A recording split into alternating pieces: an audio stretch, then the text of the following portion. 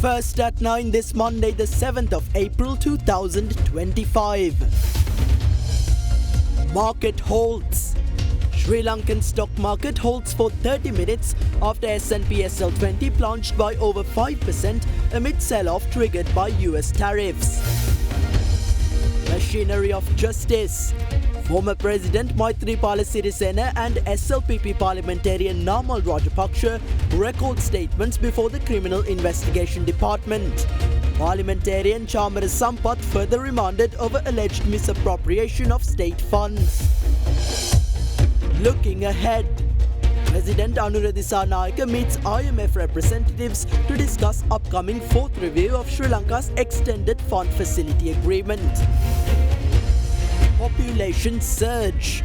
Sri Lanka's population grew by over 1.4 million compared to 2012. Latest census reports. Chino Dairy, Sri Lankawama Kiren Perata. ඔබේ විශ්වාසය දෙනු සෙන්සුරයින් දැන් ළඟමැති ෆාමසියෙන් ලබාගත හැක. කට්ට පරිස්සම් කරගත්තොත් අපි පරිස්සම්. ඉතින් මොකටද නිකන් නාගන්නේ? ස්වදේශී කොහොඹ ලෙමන් ග්‍රාස් අද කාලෙට ෆ්‍රෙෂ්ම විසඳුම. From Derana, this is Derana First at 9. Live from Studio 24 in Colombo. Good evening and welcome to First at 9, brought to you by the nation's most trusted news source, Derana. I'm Tarindu Mahendra, joining you live with the latest in Sri Lanka and around the world. Now, in your top story this evening, the Sri Lankan stock market was halted for 30 minutes during the morning session today after the highly liquid S&P SL20 index plunged by over 5% from the previous close. Market analysts attributed the sharp decline to investor panic following the announcement by US President Donald Trump of reciprocal tariffs against all countries trading with the United States. Last week, President Trump announced that the US would impose reciprocal tariffs on all countries based on their trade deficits with the US. These measures are set to take effect from the 9th of April. The announcement triggered immediate reactions across global markets, with many major indices closing in negative territory, with some experiencing their steepest decline since the COVID-19 pandemic. The downward trend also extended to global oil markets. In Sri Lanka, the S&P SL20 index fell by 240.45 points or 5.3% today, closing at 4,292.90 during the morning session. This triggered the circuit breaker mechanism established by the Securities and Exchange Commission, temporarily halting trading for 16 minutes from 9:51 to 10:07 a.m. Following the halt, an auction session was conducted for 14 minutes, ending at 10:21 a.m. before the resumption of regular trading. The all-share price index also declined, falling 639.01 points or 4.16% in early trade to 14,734.34. The tipping today was brought on by a majority of factors, which also include the fear of a global market recession, and also due to the news of other global markets such as the Hong Kong market falling by 11%, and other global markets such as the Chinese and the Taiwanese markets falling by approximately 10% each. But it did slightly recover, with the market closing at around 5.6% downwards. The uptick was brought on by investors putting money into the market actually and buying into the market to take advantage of these low prices. There is news of talks going ahead with the US. It's uncertain as of what is going to happen right now. There will be sell-offs. There is also improved interest in the market. By the end of regular trading, the market closed 4.64% lower at 14,660.45, marking the third consecutive session in negative territory. The S&P SL20 closed 5.84% down at 4,268.78. The downturn was primarily driven by losses in the banking and capital goods sectors, particularly in Commercial Bank, Hatton National Bank, Sampath Bank, John Keells Holdings and Melster Corp. Meanwhile, major stock indices in US, European and Asian markets also experienced significant declines for the third straight day, deepening the global market sell-off triggered by President Trump's trade measures. Oil prices extended their losses as well, dropping 3% amid rising fears of a global recession fueled by escalating US-China trade tensions. Concerns over reduced crude demand come as OPEC Plus prepares to increase supply. With the reciprocal tariffs set to take effect in less than 36 hours, international reports indicate that over 50 countries have reached out to the White House in hopes of initiating trade negotiations. Speaking to reporters, President Trump stated that the US wants to have a trade surplus with countries rather than a deficit. I don't want anything to go down, but sometimes you have to take medicine to fix something. I spoke to a lot of leaders, European, Asian, from all over the world. They're dying to make a deal. But I said, we're not going to have deficits with your country, because to me a deficit is a loss. We're going to have surpluses, or we're at worst going to be breaking even. We will be taking in over $1 trillion over the next short period of time with the tariffs that I've already instituted. They're already in place. They want to talk, but there's no talk unless they pay us a lot of money. Meanwhile, Sri Lanka is preparing to present a proposal to negotiate tariff adjustments with the United States in a meeting scheduled for next Tuesday. According to the Deputy Minister of Economic Development, the government is open to increasing imports from the US and revising certain tariffs to help reduce the trade deficit. Union Assurance. චන්දුරුසුමේ කාගෙන් මන අපේ සිංහ TV සඳහා සුපිරි deal.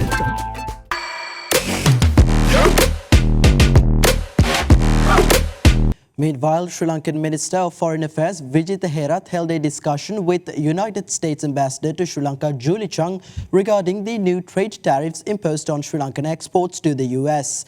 Posting on X, Ambassador Julie Chung stated that the discussion focused on rebalancing Sri Lanka's trade partnership with the US and emphasized the importance of reciprocal treatment for US exports.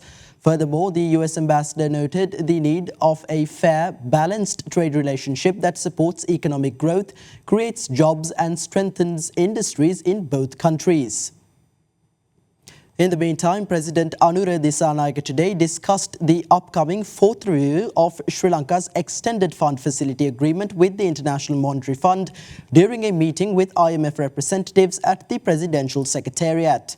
The talks focused on the progress Sri Lanka has made under the IMF program, as well as the government's strategies for achieving future financial goals. Additionally, the economic challenges currently faced by Sri Lanka, particularly in light of the new tariffs imposed by the United States, were also taken into consideration. Fast track your career from O-levels with eSoft. Diabetizol සීනි වලින් පරිස්සම් වන ඔබට අමතක නොවන පෝෂණය. Kelani wire කිසිගින්නක් නැහැ. කිසිගින්නක් නැහැ. Kelani Fire Shield Wire. Now, highlighting the stock market performance today, leader of the opposition Sajith Premadasa claimed that the Sri Lankan citizens are paying the price for government's unwillingness to heed the opposition's advice regarding US reciprocal tariffs. Speaking at an SJB public gathering in Dadigama, Premadasa, who highlighted that Vietnam and Cambodia initiated discussions on reducing the tariffs some time ago, criticized the Sri Lankan government's inaction in this regard. Public gathering of Samag Janabalawegya in view of the upcoming local government election was held at Dadigama today under the patronage of SJB opposition leader Sajith Premadasa. The stock market crashed today. Trading was halted for some time. The United States said it will impose 44% reciprocal tariffs on Sri Lankan exports with effect from the 9th of April. If these tariffs come into effect, it will cause severe economic damage. Poverty will certainly increase. Government is appointing a committee to create a program to address the 44% tariffs that are coming into effect on the 9th of April. My hope is that these tariffs will not come into effect. Ministers told the media that they appointed committees and held discussions via Zoom. Instead of Zoom meetings, they should hold face-to-face discussions. Vietnam and Cambodia initiated these discussions a while ago. Why did our country fail to do so? It is because of arrogance. Government ignored our suggestions and now it is the citizens who have to endure the consequences of government's actions.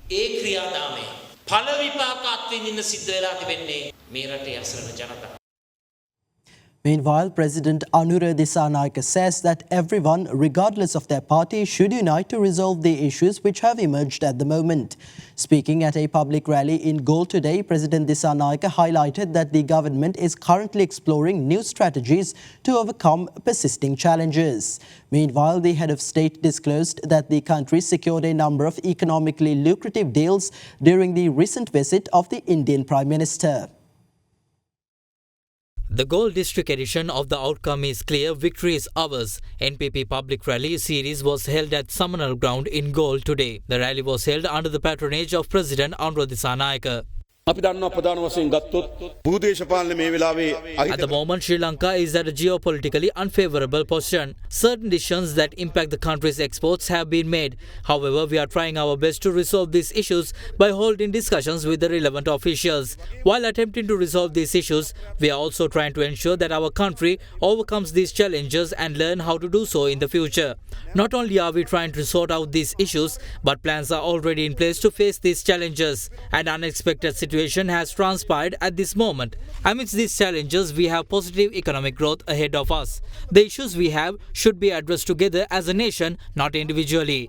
As a nation, we all need to unite to resolve these concerns. Discussions with the IMF took place this morning. The IMF has proposed certain benchmarks for us to meet. We discussed exploring new strategies to overcome the current challenges. We are trying our best to get the required support to overcome this situation. During the recent visit of Prime Minister Narendra Modi, we struck several economically lucrative deals. In 2023, Sri Lanka received a soft loan from the Indian Exim Bank.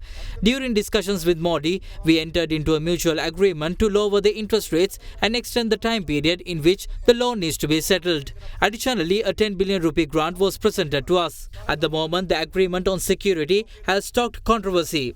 Even now, joint military operations, integrated training and joint research take place. Our officers are now training there. We have entered into an agreement to regularize these processes. We need to ensure the protection of our region. We need the support of anyone who has expertise in ensuring regional security. If not, how can we proceed as a nation? We could have done it ourselves. However, previous leaders were never able to advance science and technology during the past 76 years. If they had, we would have been able to reach that level.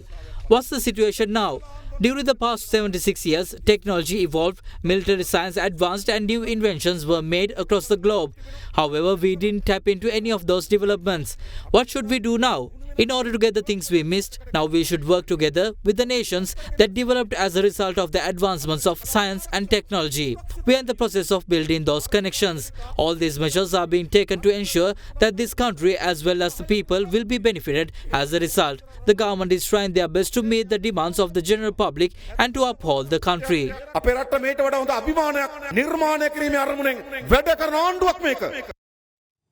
Now, leader of the Sarvajana Bale MP Dilith Jayawira requests an all-party conference to discuss and find solutions to Sri Lanka's persistent challenges.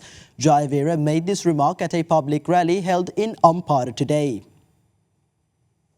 The Ampara district edition of the island-wide series of awareness programs organised for Sarvajana Bale's local government election candidates was held today under the patronage of party leader parliamentarian Dilith Jayawira. Indian Prime Minister Narendra Modi, who concluded his official state visit to Sri Lanka, ended the 70-year misery endured by India by upholding the concept of entrepreneurship. This is how he ensured rapid recovery in India. This is what we should learn from him. India's middle class numbers over 300 million, which is much higher than the entire population of the USA. Considering all the challenges we have encountered so far, such as the tariffs imposed by the Trump administration and our country being vulnerable amidst the existing geopolitical tension, I request the President to convene an all-party conference. Through that, we hope that all of us will be provided with an opportunity to present our ideas to rectify our mistakes and move forward. We adore this country. We request the President to listen to our worries. At least then there will be a country for us to engage in politics. As the Sarvajana Bale, we always remain committed to lending a helping hand to this government when needed.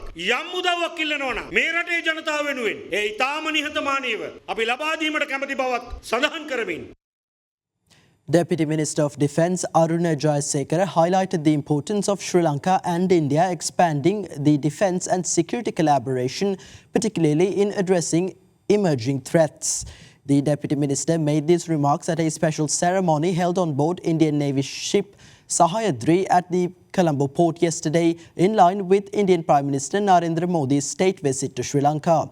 Speaking further, Deputy Minister Jayasekara said that the Indian Ocean remains a strategic lifeline for global commerce, necessitating collaborative efforts to combat security threats.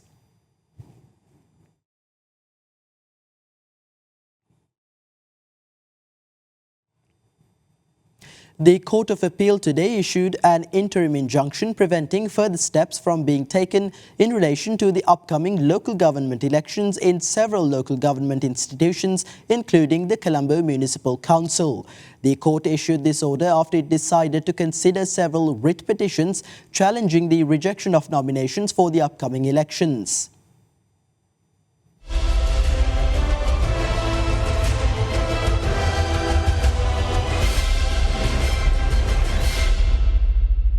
The writ petitions filed by several political parties and independent groups challenging the rejection of nominations for the upcoming local government elections were taken up in the Court of Appeal today before a two-member bench comprising Acting President of the Court of Appeal Justice Mohammad Lafa Tahir and Justice K.P. Fernando. Upon allowing the hearing of the petitions, the Court of Appeal issued an interim injunction preventing further steps from being taken in relation to the local government elections in several local institutions, including the Colombo Municipal Council. The court also issued an order preventing further steps regarding the holding of elections in several local government institutions, including Harispattuwa, Pangwila, Patadumbara, Udapalata and Kuliyapitiya Pradeshya Sabhas.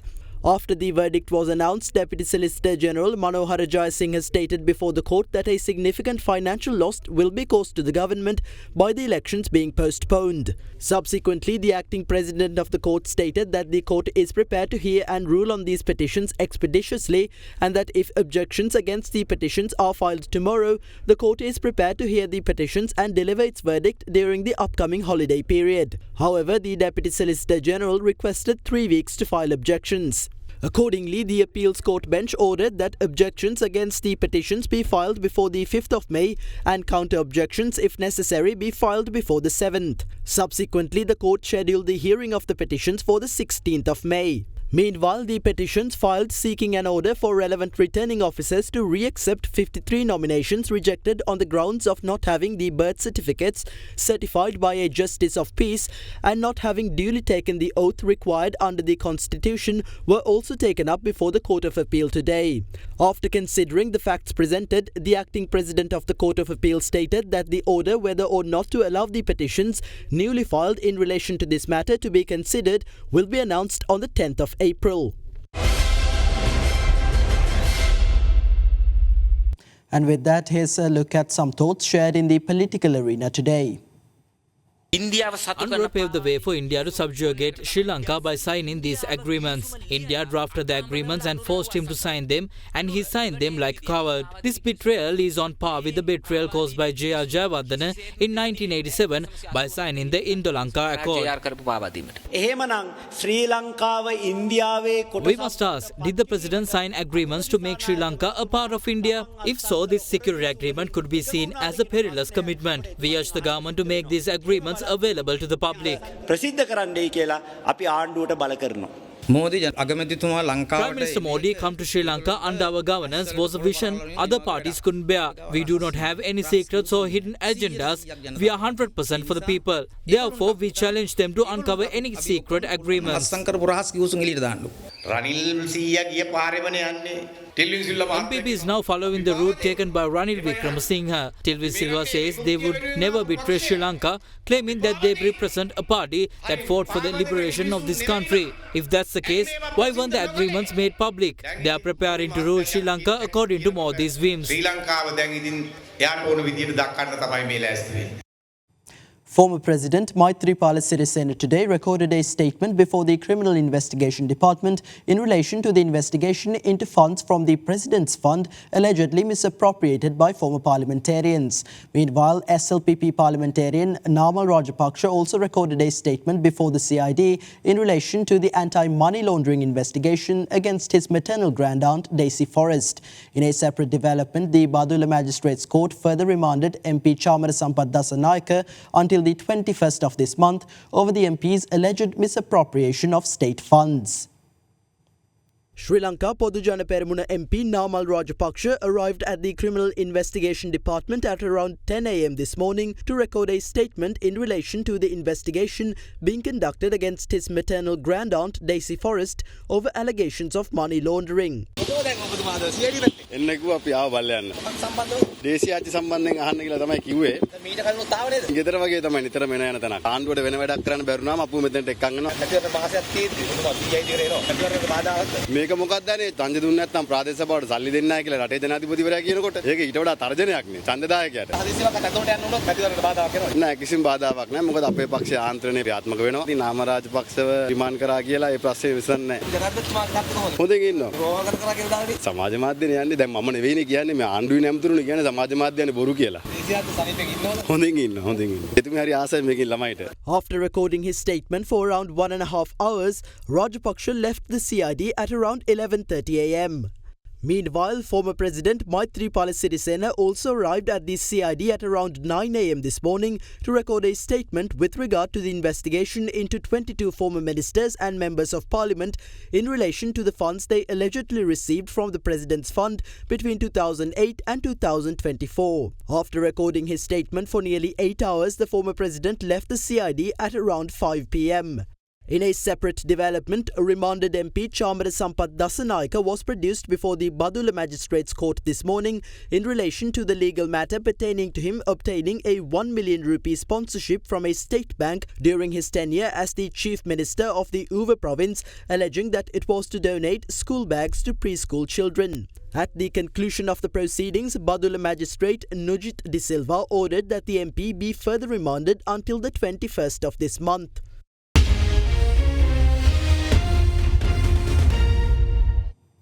Welcome back. Now, the final report of the Census of Population and Housing 2024 conducted by the Department of Census and Statistics was officially handed over to President Anura Dissanayake this morning at the Presidential Secretariat.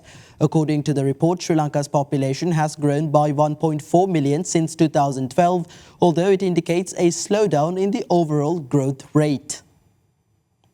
The 15th census in Sri Lanka's series of population and housing census presented to President Anura Dissanayake today has been prepared based on island-wide data collected between October 2024 and February 2025. The report provides comprehensive insights into the country's population size, growth trends and demographic distribution across districts. As per the findings, Sri Lanka's population now stands at 21,763,170, reflecting an increase of 1,403,731 compared to the 2012 census. The report highlights that the annual population growth rate, which averaged 0.7% during the 2001 to 2012 inter-census period, has declined to 0.5% in the 2012 to 2024 period. This confirms a deceleration in population growth, though the population continues to rise.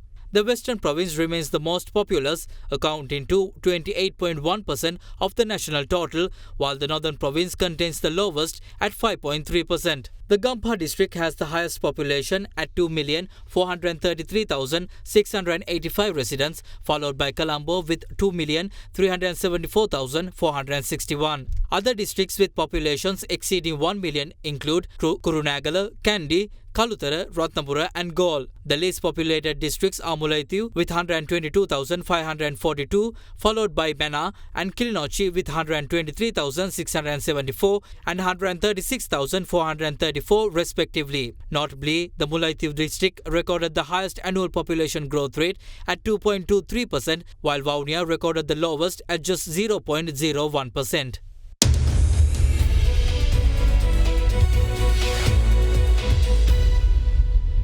Now in business news, the annual Economic Review 2024 by the Central Bank of Sri Lanka was presented to President Anura Dissanayake today by Central Bank Governor Dr. Nandalal Veerasinghe.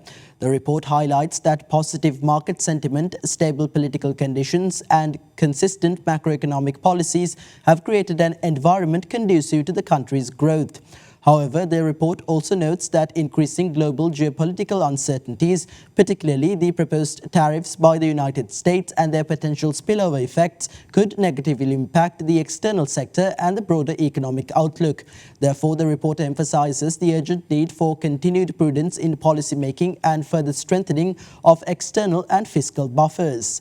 The report underscores the importance of committing to much-needed structural reforms to foster long-term growth, ensuring the prosperity of all citizens. India's Adani Ports and Special Economic Zone Limited today commenced operations at the Colombo West International Terminal.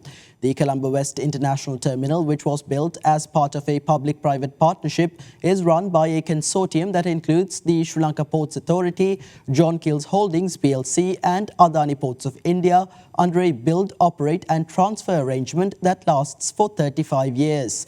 The terminal project represents an investment of $800 million.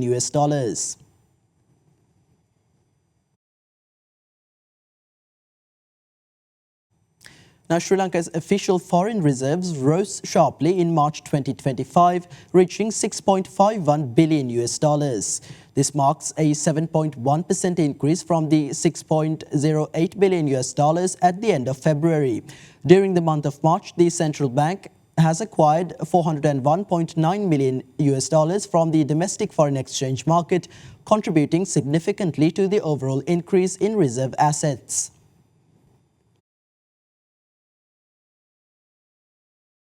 Up next is Manti Subasinghe from Capital Alliance with a few thoughts to round off our Markets in View segment for the week.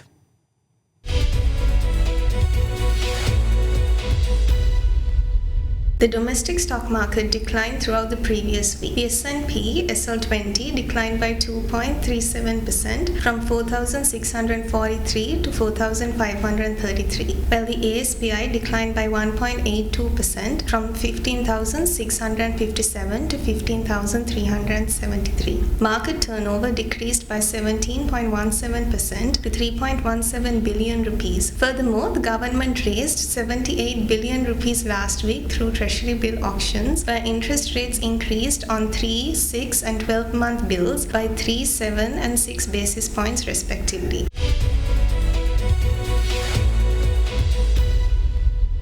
And with that, here's a look at the rupee exchange rates for the day.